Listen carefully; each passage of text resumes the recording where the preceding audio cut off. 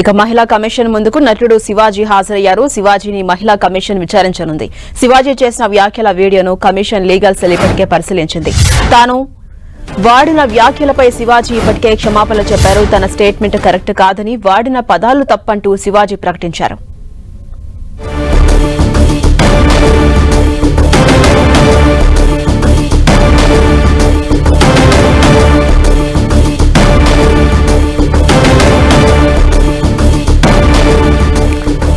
Actor Shivaji మహిళా commission ముందు హాజరు కాబోతున్నారు. ఇటీవల ఆయన చేసిన వ్యాఖ్యలకు గాను ఇప్పటికే మహిళా కమిషన్ విచారించబోతోంది. శివాజీ చేసిన వ్యాఖ్యల వీడియోను ఇప్పటికే కమిషన్ లీగల్ సెల్ పరిశీలించిన నేపథ్యంలో ఆయన కమిషన్ ముందు హాజరు అవుతున్నారు. ఇటు తను వాడిన వ్యాఖ్యలపై శివాజీ ఇప్పటికే క్షమాపణలు కూడా కోరారు. తన స్టేట్మెంట్ కరెక్టే, కానీ వాడిన పదాలు తప్పంటూ ఇప్పటికే శివాజీ ప్రకటించుకున్నారు. ఇవాళ శివాజీ మహిళా కమిషన్ ముందు విచారణకు హాజరయ్యారు.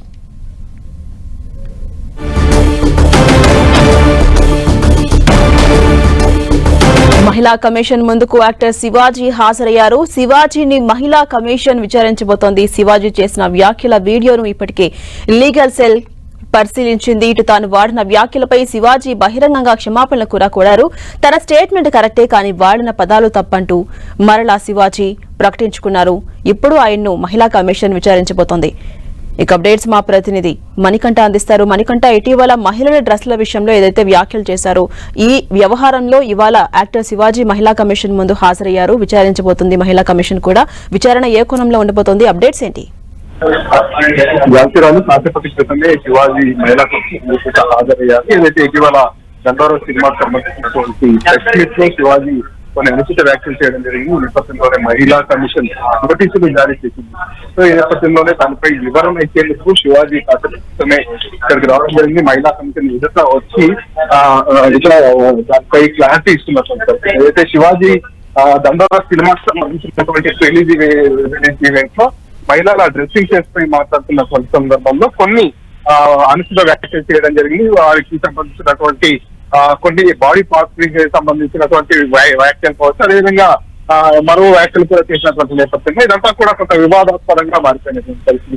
ఈ నేపథ్యంలోనే దీనిపై పలువురు నెటిజన్లు కావచ్చు, అదేవిధంగా సినీ సెలబ్రిటీస్ అంతా కూడా రియాక్ట్ కావడం జరిగింది. శివాజీ వ్యాఖ్యలని ఖండిస్తున్నామంటూ కూడా చాలా మంది వరకు శివాజీ చేసినటువంటి ఆ వ్యాఖ్యల్ని ఖండించగా, మరికొంతమంది శివాజీ చేసినటువంటి వ్యాఖ్యల్లో ఆ రెండు పదాలు తప్పుగా ఉన్నప్పటికీ కూడా తాను చెప్పాల్సినటువంటి పాయింట్ అంతా కూడా కరెక్ట్ గానే చెప్పారంటూ కూడా కొంతమంది సమర్థించినటువంటి పరిస్థితి. ఈ నేపథ్యంలోనే తెలంగాణ మహిళా కమిషన్ కూడా ఈ అంశాన్ని కొంత సీరియస్ గా తీసుకుంది. ఈ నేపథ్యంలోనే ఈ రోజు ఉదయం 11 గంటలకు శివాజీ మహిళా కమిషన్ కు వివరణ ఇవ్వాలంటూ కూడా నోటీసులు జారీ చేసినటువంటి పరిస్థితి. ఈ నేపథ్యంలో శివాజీ ఇక్కడికి రావడం జరిగింది. మహిళా కమిషన్ ఎదుట ఈ రోజు హాజరయ్యారు.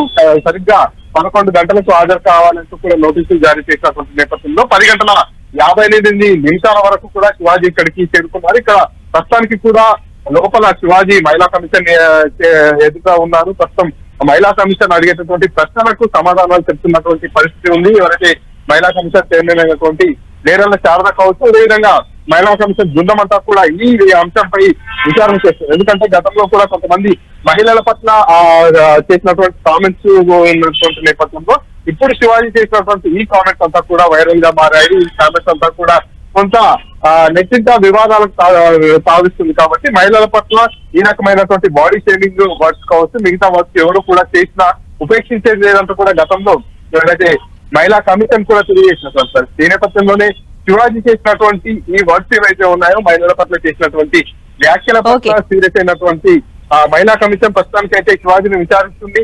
ఎలాంటి ప్రశ్నలు సంధిస్తుంది. ఇప్పటికే శివాజీ కూడా 2 సార్లు క్షమాపణ చెప్పినటువంటి నేపథ్యంలో మహిళా కమిషన్ ఇంకా ఎలాంటి విషయాలపై ఆరా తీస్తుంది, ఆ తర్వాత ఎలాంటి యాక్షన్ తీసుకోబోతుంది అనేది చూడాల్సింది. Right, thank you Manikanta.